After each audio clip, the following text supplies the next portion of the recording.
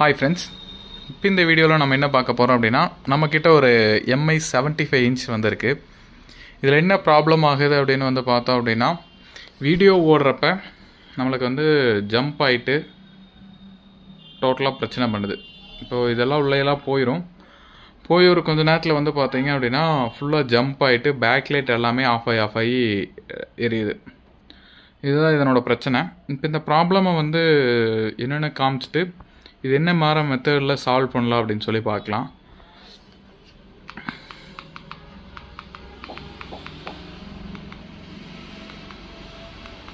இப்போ நான் YouTube open பண்ணுறேன்.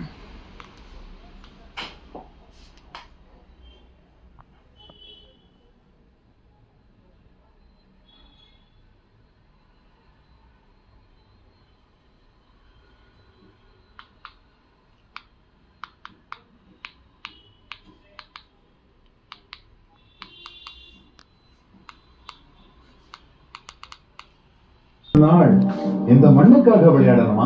இந்த மாதிரி ஃப்ளிக்கராக ஆரம்பிக்குது, தெரியுதுங்களா? இந்த மாதிரி வீடியோ ஓடுறப்ப இந்த மாதிரி ஃப்ளிக்கராக ஆரம்பிக்குது. இப்போ இந்த ப்ராப்ளமை வந்து நம்ம சால்வ் பண்ண போகிறோம். இது 75 inch அப்படிங்கிறனால நம்ம ரொம்ப கேர்ஃபுல்லாக தான் இதை ஹேண்டில் பண்ணோம். ஏன்னா இது ஓப்பன் பண்ணுறது ப்ளஸ் வந்து எல்லாமே வந்து டிஸ்பிளே ஓப்பன் பண்ணுறது எழுக்கிறேன். வாங்க வீடியோக்குள்ளே போகலாம். ஃபுல் வீடியோவும் பாருங்கள், அப்போ தான் நம்ம எக்ஸ்பிளைன் பண்ணியிருக்கிறது என்னென்னு தெளிவாக புரியும். தேங்க்யூ. இந்த டிவினோட மாடல் நம்பர் பார்த்தோம் அப்படின்னா L75M6-EG-ESG. இதுதான் இதனோட மாடல் நம்பர். இப்போ நம்ம ஏற்கனவே இதனோட பேக் டோர் ஸ்க்ரூஸ் எல்லாமே வந்து ரிமூவ் பண்ணியிருக்கோம். ஜஸ்ட் இது பேக் டோர் மட்டும் நம்ம இப்போ ஓப்பன் பண்ணுறோம்.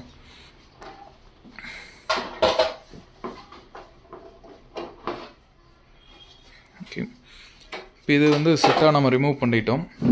இப்போ இதில் ஏன்னா நம்ம 75 inch இப்போது ஃபஸ்ட் வீடியோ அப்படிங்கிறதுனால நம்ம வந்து இதில் என்னென்ன காம்பனண்ட் இருக்குது அப்படிங்கிறதையும் பார்த்துருவோம். ஃபஸ்ட்டு வந்து இது SMBS செக்ஷன். இதிலிருந்து பேக்லைட் செக்ஷனுக்கு வந்து தனியாக இண்டிவிஜுவல் பேக்லைட் ட்ரைவ் ஆகும். அதே மாதிரி இது mother board to intermediator connector to டிகான் போர்டு. இப்போ இதில் வந்து பார்த்தோம் அப்படின்னாலும் LED லைட் இண்டிவிஜுவலாக ஒவ்வொரு ஸ்ட்ரிப்ஸுக்குமே வந்து பார்த்தோம் அப்படின்னாலும் தனியாக இண்டிவிஜுவலாக ட்ரைவ் ஆகிருக்கு. ஒவ்வொரு இதுவும் 1 2 3 4 அப்படின்னு நம்பர் கொடுத்துருக்காங்க. மொத்தம் இது செட்டு பார்த்தீங்க அப்படின்னா 24 செட்டு வரும். 24 ஸ்ட்ரிப்ஸுக்கு வந்து லைன் போகுது. இந்த இதில் வந்து இது பேக்லைட் டிரைவர் செக்ஷன் தனியாக இருக்கிறனால என்ன யூஸ் அப்படின்னா, ஃபார் எக்ஸாம்பிளுக்கு இப்போ நம்மளுக்கு MI அப்படின்னு சொல்லி ஆன் ஆகுது அப்படிங்கும்போது MI அந்த இடத்துல மட்டும்தான் வந்து ஆன் ஆகிறப்ப அந்த பிரைட்னஸ் தெரியும். மற்றது எல்லாமே வந்து பேக்லைட் வந்து ட்ரைவ் ஆகாது.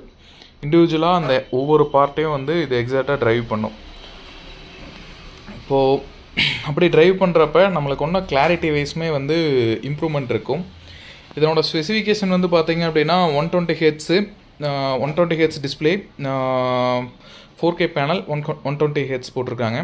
இது 3D கிடையாது, 4K TV, 120 Hz 4K TV. இப்போ இது மதர் போர்டு செக்ஷனில் நம்ம போனோம் அப்படின்னா ஜஸ்ட் இதில் வந்து SMBSலேருந்து வரக்கூடிய பவர் சப்ளை கனெக்ட் பண்ணியிருக்கு. அடுத்தது வந்து இது ஸ்பீக்கர் லைனு, இது சென்சார் யூனிட்டு, 1ஆம் நம்பர் வந்து சென்சார் யூனிட்டு. அடுத்தது வந்து இது டிகான் போர்டுக்கும் மதர் போர்டுக்கும் கனெக்ட் ஆகிற இன்டர்மீடியேட்டர் போர்டுக்கு போகக்கூடிய பவர் சப்ளை. டிகான் போர்டுக்கு இதில் இருந்து தான் பவர் சப்ளை ட்ரைவ் ஆகும். அடுத்ததாக மூணாவது சொல்லியாச்சு, இது வந்து மதர் போர்டிலேருந்து போகக்கூடிய சிக்னல் லைன்ஸ் வந்து இது மூலிமா தான் ட்ரான்ஸ்ஃபர் ஆகுது. இது வந்து சென்சார் யூனிட் வந்து கனெக்ட் ஆகிருக்கு. இப்போ இதில் வந்து நம்ம இந்த இன்டர்மீடியேட்டர் போர்டிலிருந்து ட்ரைவ் ஆகக்கூடிய செக்ஷன் வந்து பார்த்தோம் அப்படின்னா நம்ம ஃபஸ்ட்டே சொன்னோம்ல அந்த MI அப்படின்னா அந்த MIனோட ஒரு பார்ட் மட்டும் வந்து லைட் எரியும், மற்றது வந்து லைட் எரியாது அப்படிங்கிற மாதிரி சொல்லியிருந்தோம்ல. அதை கண்ட்ரோல் பண்ணுறதுக்கு உண்டான ஃபீட்பேக் சிக்னல் வந்து இதிலிருந்து தான் இதனோட பேக்லைட் டிரைவர் செக்ஷனுக்கு வந்து ஃபீட்பேக் வந்து கனெக்ட் ஆகிருக்கு. இப்போ இந்த இதில் வரக்கூடிய இந்த வோல்டேஜ் ட்ரைவ் ஆகிறத பொறுத்து தான் நம்மளுக்கு அந்த வோல்டேஜ் எல்லாமே வந்து அட்ஜஸ்ட் ஆகும். இப்போ நம்ம ப்ராப்ளம் பார்த்தோம்ல, அந்த ப்ராப்ளமில் வந்து டிஸ்பிளேயில் லைன் வரப்போ பேக்லைட்டும் சேர்ந்து அணைஞ்சு எரியுது. அதனால் இது மேபி பேக்லைட் கம்ப்ளைண்ட்டாக இருக்கலாம் அப்படிங்கிறக்காகத்தான் நம்ம வந்து இது பேக்லைட் வந்து ஓப்பன் பண்ண போகிறோம். இப்போ இதிலேருந்து 2 பேர் ஆஃப் சிக்னல் லைன்ஸ் வந்து டிகான் போர்டு கனெக்ட் ஆகுது. டிகான் போர்டிலேருந்து ஒரு எஃப்எஃப்சி கேபிள் வழியாக டேரெக்டாக பேனலுக்கு வந்து ட்ரைவ் ஆகுது. இப்போ இதில் வந்து பேனல் சைடு கம்ப்ளைண்ட் இருக்கிறதுக்கு வாய்ப்பு குறைவு. ஏன்னா பேக் லைட்டும் வந்து சேர்ந்து அமைஞ்சு எரியறனால பேனல் சைடு வந்து கம்ப்ளைண்ட் இருக்கிறதுக்கு வாய்ப்பு குறைவு. அப்படிங்கிறனால நம்ம டைரெக்டாக வந்து பேக் லைட் செக் பண்ணலாம். அதுக்கு முன்னாடி நம்ம இதில் வந்து காமனாக வரக்கூடிய வோல்டேஜ் எல்லாமே வந்து மெஷர்மெண்ட் காமிச்சிடுறேன். காமிச்சிட்டு நம்ம இதுக்கு பேக் லைட் ஓப்பன் பண்ணி செக் பண்ணலாம். இது பேனல் சைடு கம்ப்ளைண்ட் இருக்கா அப்படிங்கிறத செக் பண்ணுறதுக்காக நம்ம என்ன பண்ணுறோம் அப்படின்னா காமன் வோல்டேஜஸ் எல்லாமே வந்து செக் பண்ணுறோம். ஏதாச்சும் வோல்டேஜ் ட்ராப் ஆயிருக்கா அப்படின்னு செக் பண்ணுறோம். ஃபஸ்ட்டு நம்ம பார்க்கக்கூடிய வோல்டேஜ் வந்து பார்த்தீங்க அப்படின்னா பேனல் வோல்டேஜ் வந்து 12 வோல்ட் எக்ஸாக்டாக வந்து நின்றுது. பேனல் வோல்டேஜ் சைடு பிரச்சனை இல்லை. அடுத்ததாக நம்ம பார்க்கக்கூடிய வோல்டேஜ் வந்து VGH வோல்டேஜ் செக் பண்ணுறோம். VGH வோல்டேஜும் 29 வோல்டேஜ் ஸ்டாண்டர்டாக நிற்கிது. அடுத்தது நம்ம பார்க்கக்கூடிய வோல்டேஜ் வந்து VAA பார்க்குறோம். VAAயும் 15 வோல்ட் வந்து எக்ஸாக்டாக நின்றுது. அதே மாதிரி HVAA செக் பண்ணுறோம். 7.19 வோல்டேஜும் கரெக்டாக வந்து நின்றுது. அதே மாதிரி VDD வோல்டேஜ் செக் பண்ணுறோம். VDD வோல்டேஜ் 1.8 வந்து நின்றுது. இது ஒன்றும் ப்ராப்ளம் இல்லை. அடுத்தது VGL வோல்டேஜ் செக் பண்ணுறேன். VGL வோல்டேஜும் 12 வோல்ட் வந்து எக்ஸாக்டாக நின்றுது. இப்போ இந்த சைடு வந்து பிரச்சனை இல்லை. அப்படிங்கிறனால நம்ம வந்து என்ன பண்ணுறோம் அப்படின்னா பேனல் ஓப்பன் பண்ணிவிட்டு பேக் லைட்டை வந்து நம்ம இப்போ செக் பண்ண போகிறோம். இப்போ இது வந்து நம்ம ரிமூவ் பண்ணுறதுக்காக ஃபஸ்ட்டு வந்து ஸ்பீக்கர் ஒயர் எல்லாமே ரிமூவ் பண்ணிவிட்டு பவர் சப்ளை ஒயர் ரிமூவ் பண்ணிட்டாங்க. ஸ்பீக்கர் ஒயர் ரிமூவ் பண்ணிட்டு நம்ம டேபிள் மவுண்ட் ஸ்டாண்டோட ஸ்க்ரூஸ் எல்லாமே வந்து நம்ம ரிமூவ் பண்ணுறோம்.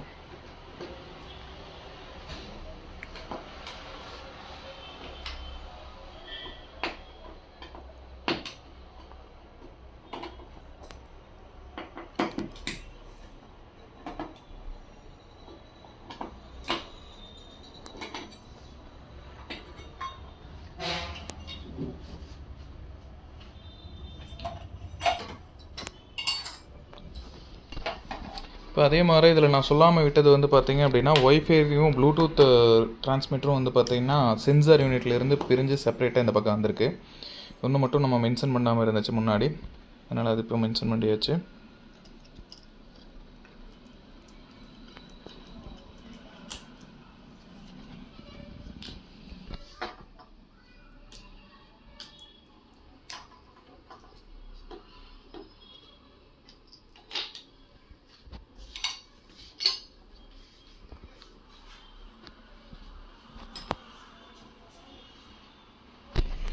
இது ஒரு ஃப்ரேம்லெஸ் டைப் மாடல். அப்படிங்கிறனால நமக்கு இதனோட கீழ் பீடிங் மட்டும் ஓப்பன் பண்ணிட்டு ஜஸ்ட்டு ஃப்ரேம்லெஸ் ஓப்பனர் யூஸ் பண்ணி ஓப்பன் பண்ண போகிறோம். இது ரொம்ப கேர்ஃபுல்லாக ஹேண்டில் பண்ணாங்க. ஏன்னா 75 இன்ச்சு கழட்டுறப்ப வந்து ரொம்ப பொறுமையாக ஹேண்டில் பண்ணணும். ஏன்னா கொஞ்சம் ஏமாந்துச்சு அப்படின்னாலும் பேனல் வந்து உடஞ்சிருச்சு அப்படின்னா ரொம்ப காஸ்ட்லி அண்ட் எக்ஸ்பென்சிவ். இப்போ இதில் வந்து பார்த்தோம் அப்படின்னா நம்ம கீழே அந்த பீடிங் ரிமூவ் பண்ணி விட்டுட்டு ஜஸ்ட்டு வந்து ஸ்கேலர் வந்து ஓப்பன் பண்ணி விட்டுருக்கோம். ஓப்பன் பண்ணி விட்டதுக்கப்புறம் நம்ம இதில் எப்படி ஓப்பன் பண்ணுறோம் அப்படின்னா ஃப்ரேம்லெஸ் ஓப்பனர் யூஸ் பண்ணி ஜஸ்ட்டு வந்து பார்த்தோம் அப்படின்னா இந்த கார்னரில் ஓப்பன் பண்ணுறப்போ ரொம்ப கேர்ஃபுல்லாக பண்ணோம். ஜஸ்ட்டு இதை வந்து ஃபஸ்ட்டு உள்ளே இன்சர்ட் பண்ணுறதுக்கு ட்ரை பண்ணுறோம். இன்சர்ட் பண்ணிவிட்டு ஜஸ்ட் அப்படியே மெதுவாக ரொம்ப உள்ளே விடக்கூடாது. விட்டோம் அப்படின்னா உள்ளே வந்து உள்ளே இருக்க லேயரை வந்து டேமேஜ் பண்ணிடும். ஒயிட் ஷீட் வரும்ல, அந்த ஷீட்டை வந்து டேமேஜ் பண்ணிடும். இது ஜஸ்ட் அப்படியே ஹோல்ட் பண்ணி மெதுவாக பிடிச்சி இழுத்துகிட்டே போனோம் அப்படின்னா போதுமானது. சுற்றி ஓப்பன் பண்ணோம்னா ஓப்பன் ஆகிடும்.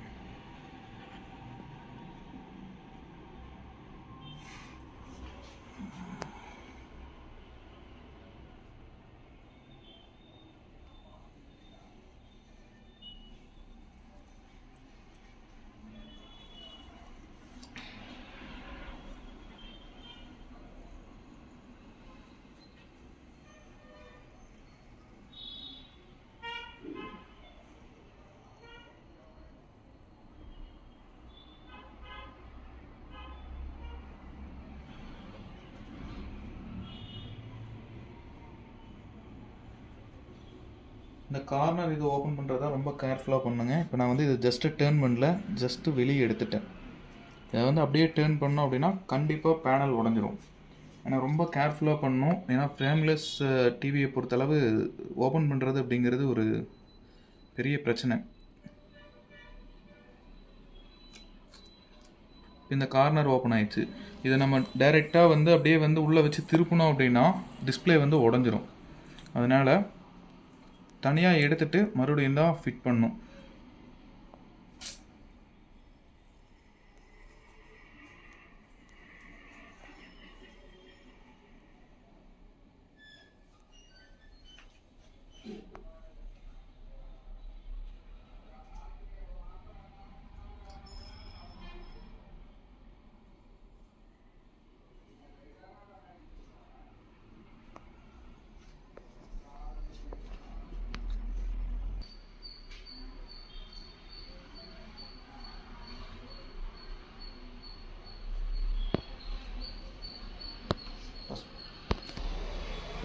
இது வந்து நம்ம டோட்டலாக வந்து பீடிங் எல்லாமே ஓப்பன் பண்ணிட்டோம். ஃப்ரேம்லெஸ் ஓப்பனர் போட்டு ஓப்பன் பண்ணதுக்கப்புறம் ஜஸ்ட் வந்து நம்ம எல்லா கார்னர்லேயும் உள்ள இப்போ ஏடிஎம் வந்து இன்சர்ட் பண்ணிட்டு நம்மளோட சப்போர்ட்டில், ஏன்னா எங்ககிட்ட இதை ஹேண்டில் பண்ணுறதுக்கு எக்யூப்மெண்ட் இல்லை.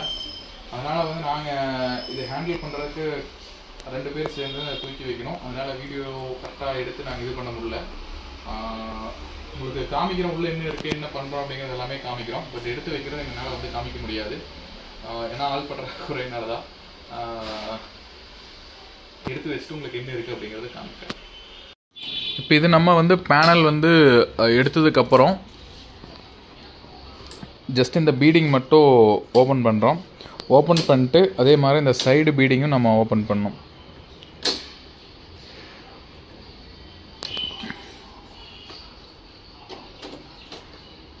ஆக்சுவலாக இந்த சைடு பீடிங்க்கு பேக் சைடு ஸ்க்ரூஸ் வரும். அந்த ஸ்க்ரூஸ் நம்ம ரிமூவ் பண்ணிட்டோம். ஜஸ்ட் வந்து இந்த சைடு பீடிங் எல்லாமே ரிமூவ் பண்ணிட்டு நம்ம இதில் இருக்கக்கூடிய பேக் லைட்டை வந்து பார்க்கலாம்.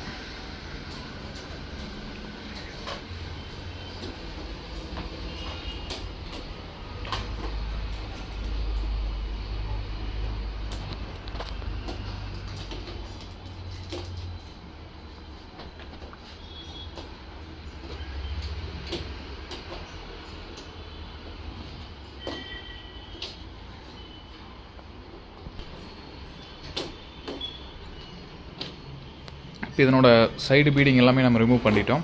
இப்போ ரிமூவ் பண்ணதுக்கப்புறம் இந்த ஷீட் மொத்தத்தையும் வந்து ரிமூவ் பண்ணுறோம்.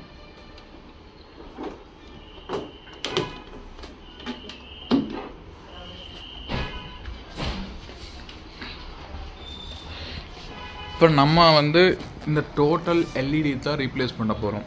இதில் வந்து பார்த்தோம் அப்படின்னா ஒரு நெட்டுக்கு வந்து பார்த்தீங்க அப்படின்னா 16க்கு 24 இருக்குது. இப்போ இந்த லைட் டோட்டலாக தான் நம்ம ரீப்ளேஸ் பண்ணணும். ஏன்னா பேக் லைட் வந்து இது பர்டிகுலராக ஒரு பார்ட் மட்டும் பிரச்சனை பண்ணல, டோட்டலாக எல்லாமே இஷ்யூவாக இருக்கிறனால, அதாவது வோல்டேஜ் டிஃப்ரெண்ட்டாக எடுக்கிறனால தான் அந்த மாதிரி ஃப்ளிகர் ஆகுது. அதனால் நம்ம வந்து இப்போ என்ன பண்ணுறோம் அப்படின்னா டோட்டல் எல்இடியும் வந்து எடுத்துகிட்டு வேறு ரீப்ளேஸ் பண்ணுறோம். கிட்டத்தட்ட 384 எல்இடி வருது. இதை டோட்டலாக எடுத்துகிட்டு நம்ம ரீப்ளேஸ் பண்ணுறோம்.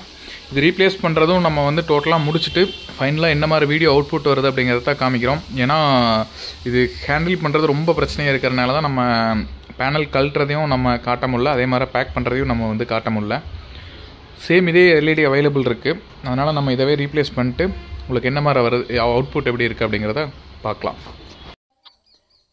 இப்போ நம்ம கம்ப்ளீட் பண்ணதுக்கப்புறம் நம்மளுக்கு கிடைக்கக்கூடிய அவுட்புட்டு வீடியோவில் பாருங்கள். அந்த இருந்த ப்ராப்ளம் வந்து டோட்டலாக அரெஸ்ட் ஆயிடுச்சு. இது போன்ற வீடியோக்கள் வேணும் அப்படின்னா மறக்காமல் நம்ம சேனலை சப்ஸ்கிரைப் பண்ணிடுங்க. தேங்க்யூ.